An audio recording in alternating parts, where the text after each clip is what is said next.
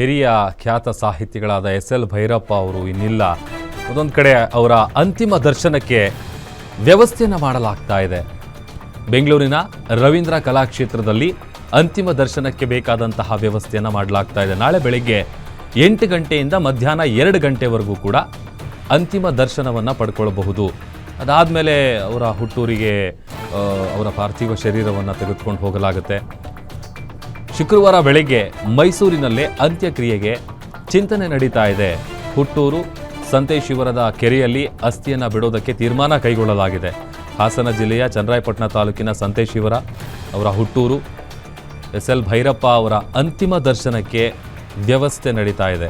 ಅಂದರೆ ಬೆಂಗಳೂರಿನ ರವೀಂದ್ರ ಕಲಾಕ್ಷೇತ್ರದಲ್ಲಿ ಅಂತಿಮ ದರ್ಶನಕ್ಕೆ ಬೇಕಾದಂತಹ ವ್ಯವಸ್ಥೆ ಅಂದರೆ ನಾಳೆ ಬೆಳಗ್ಗೆ 8 ಗಂಟೆಯಿಂದ ಮಧ್ಯಾಹ್ನ 2 ಗಂಟೆವರೆಗೂ ಕೂಡ ಅಂತಿಮ ದರ್ಶನವನ್ನು ಪಡ್ಕೊಳ್ಬಹುದು. ಅದಾದಮೇಲೆ ಮಧ್ಯಾಹ್ನ 2 ಗಂಟೆಯ ನಂತರ ಮೈಸೂರಿನ ಕಲಾಮಂದಿರದಲ್ಲಿ ಅಲ್ಲೂ ಕೂಡ ಅಂತಿಮ ದರ್ಶನಕ್ಕೆ ವ್ಯವಸ್ಥೆಯನ್ನು ಮಾಡಲಾಗುತ್ತೆ. ಈಗ ಅದಕ್ಕೆ ಬೇಕಾದಂಥ ಸಿದ್ಧತೆಗಳೆಲ್ಲವೂ ಕೂಡ ನಡೀತಾ ಇದೆ. ಆಮೇಲೆ ನೋಡಿ, ಇಷ್ಟೊತ್ತು ನಟರು, ನಿರ್ದೇಶಕರು, ಚಿಂತಕರು ಎಲ್ಲರೂ ಕೂಡ ಮಾತನಾಡ್ತಾ ಇದ್ರು. ಎಲ್ಲರೂ ಹೇಳ್ತಾ ಇದ್ದಂಥದ್ದು ಒಂದು ವಿಚಾರ ಏನು ಅಂತಂದರೆ, ಅವರು ಬರಿತಾ ಇದ್ದಂತಹ, ಅವರು ರಚಿಸ್ತಾ ಇದ್ದಂತಹ ಕಾದಂಬರಿಗಳು ಎಷ್ಟರ ಮಟ್ಟಿಗೆ ಚರ್ಚೆ ಆಗ್ತಾ ಇತ್ತು. ಆಮೇಲೆ ಆ ನೇರ ನುಡಿ ಅದು ಭಾಳ ಮೆಚ್ಕೊಳ್ಬೇಕಾದಂಥ ವ್ಯಕ್ತಿತ್ವ. ಈಗ ಜನ ಇದನ್ನು ಏನು ಅನ್ಕೋತಾರೋ ಅಥವಾ ಇದನ್ನು ಯಾರು ಹೇಗೆ ನೋಡ್ತಾರೋ ಈ ಥರದ್ದೆಲ್ಲ ಏನಿಲ್ಲ, ಅಥವಾ ಅದನ್ನು ಫಿಲ್ಟರ್ ಮಾಡಿ ಬರೆಯುವಂಥದ್ದು ಇಲ್ಲ.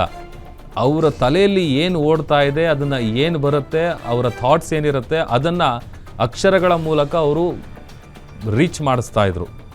ಹಾಗಾಗಿ ಭಾಳ ಮೆಚ್ಚಬೇಕಾದಂತಹ ಒಂದು ವ್ಯಕ್ತಿತ್ವ ಅವರಿಗೆ ಇದ್ದಿದ್ದು.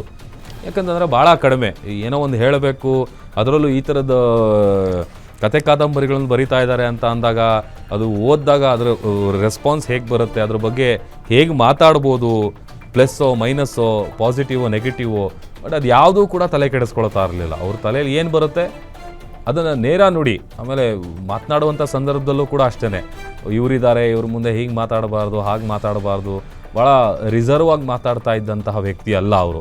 ತಲೆಯಲ್ಲಿ ಏನಿರುತ್ತೆ straight to the point, straight forward ಆಗಿ ಮಾತಾಡ್ತಾ ಇದ್ರು. ಮತ್ತೊಂದು ಕಡೆ ಗಮನಿಸ್ತಾ ಇದ್ದೀವಿ ನೋಡಿ, ಕೇಂದ್ರ ಸಚಿವರಾದಂಥ H.D. ಕುಮಾರಸ್ವಾಮಿಯವರು, ಪ್ರಧಾನಮಂತ್ರಿ ನರೇಂದ್ರ ಮೋದಿಯವರು, ಹೀಗೆ ಹಲವು ರಾಜಕೀಯ ನಾಯಕರು ಕೂಡ ಅವರ ಫೋಟೋವನ್ನು ಹಾಕಿ ಅಂತಿಮ ನಮನವನ್ನು ಸೂಚಿಸ್ತಾ ಇದ್ದಾರೆ, ಸಂತಾಪವನ್ನು ಸೂಚಿಸ್ತಾ ಇದ್ದಾರೆ. ಆಮೇಲೆ ಬರೆದಿದ್ದಾರೆ ನೋಡಿ, ಅಲ್ಲಿ ಕ್ಯಾಪ್ಷನ್ ಕೂಡ ಹಾಕಿದ್ದಾರೆ. ನಿಜಕ್ಕೂ ಭಾಳ ಮನಸ್ಸಿಗೆ ನೋವು ತರುವಂತಹ ಸುದ್ದಿ ಇದು ಅಂತ.